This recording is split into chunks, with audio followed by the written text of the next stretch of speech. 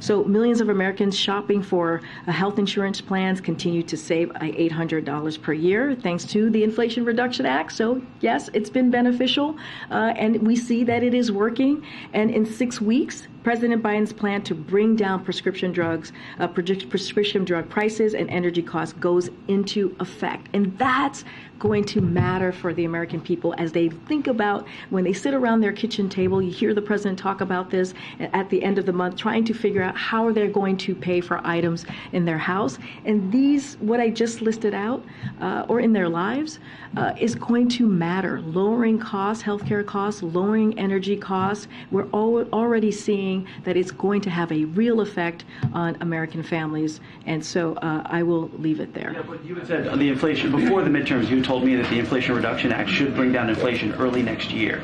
So if it doesn't do that significantly, is that seen as then a failure? First of all, that's a bunch of hypotheticals that you're asking me. What I laid out was something that economists said by looking at the Inflation Reduction Act, by examining it and understanding what it's going to do for the American people.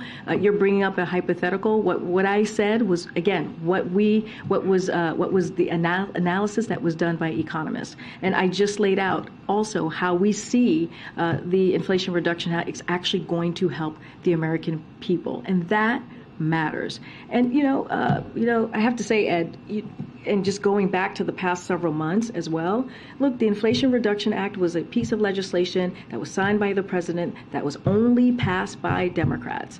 And what you saw from Republican officials over the past several months is how they wanted to get rid of it.